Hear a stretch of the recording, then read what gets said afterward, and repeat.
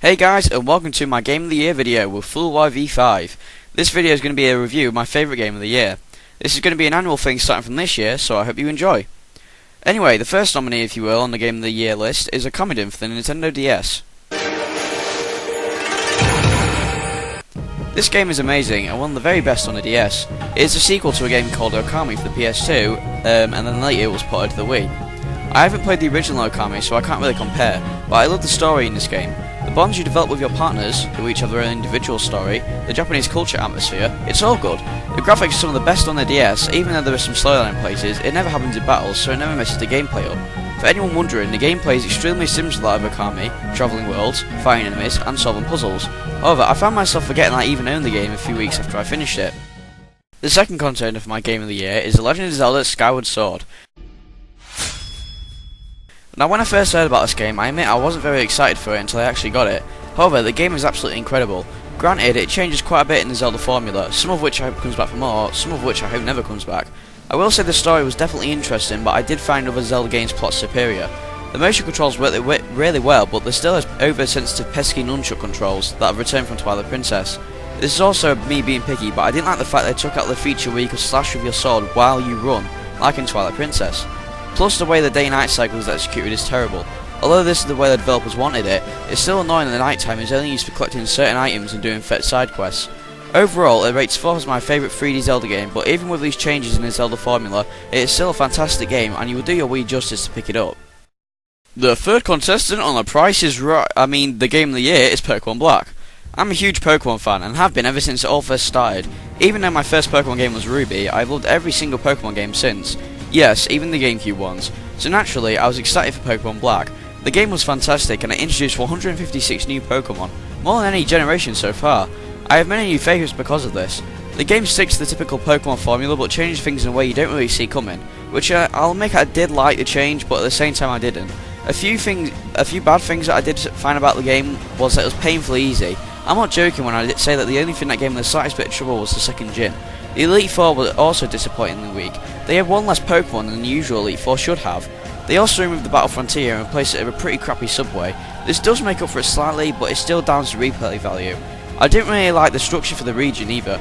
Granted, anything is better than Sinnoh, but this wasn't much better. Due to the circle structure of the region, I found this more of a linear path than deciding where you really want to go. Overall, it's not my favourite Pokemon game, but it lived up to the hype and I definitely recommend it. The final contestant is Xenoblade Chronicles. This is a game I wasn't expecting to like so much. The story in this game is the best I've ever seen in any video game ever. The voice acting is tremendously well done for a double voiceover and it just adds to the enjoyment of the story. There's many twists and turns within the story and it sucks you into the world, which makes you truly feel part of the experience. And the winner is not Okamiden, not Pokemon Black, and it isn't Skyward Sword, so the winner is obviously Xenoblade Chronicles.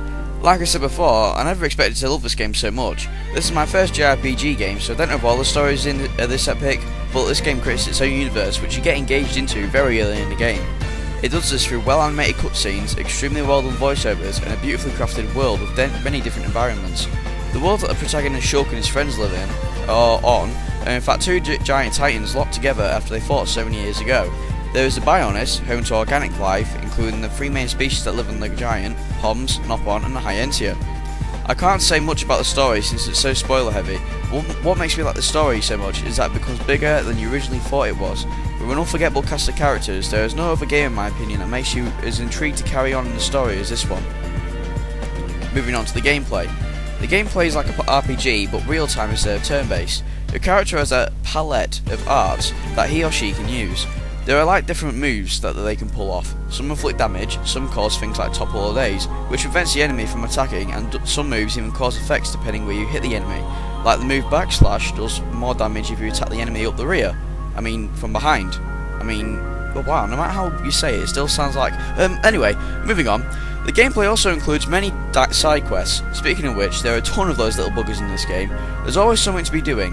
However, some of these side quests can be extremely tedious, especially collection quests. I say this because whenever you go to pick up one of those collection items, it's like a blue orb like this one here. but when you pick it up, it might not be the item you want because it's always random what item you get. This can get extremely frustrating because some items have a very low percentage of being found, and if you need that specific item for a quest, it can take hours, and I mean lots of hours, trying to find it. When you finally found it, oh look, I need to find another one. It's also a pain in the neck when you need to trying to find someone, even if they are on your affinity chart, which is like a chart telling you when they'll appear and where they are. It's hard to track them down unless you remember where they are. Luckily there is an icon that appears on your minimap in the corner, so that's helpful, but it only appears when you're near them, so it is a bit pointless.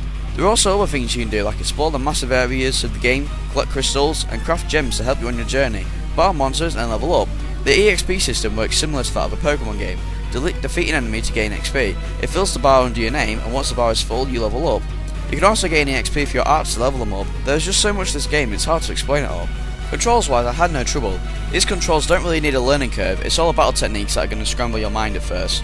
Luckily, the game doesn't shove you into a difficult battle until you're used to the battle system, but as I was saying, the controls are basically perfect. There are two control styles, the Wiimote and Nunchuck and the classic controller.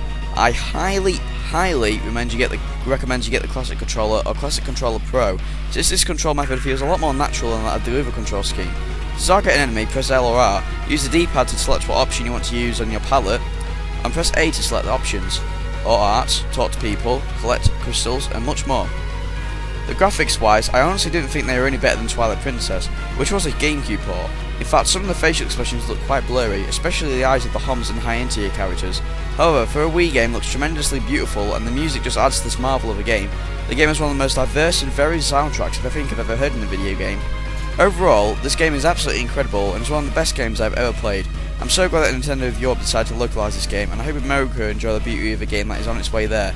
With a fantastic story, very good customization, despite some clothes looking terrible, hundreds of side quests, an 80+ hour long main game, this game is the best on the Wii in my opinion. Screw COD by Xenoblade.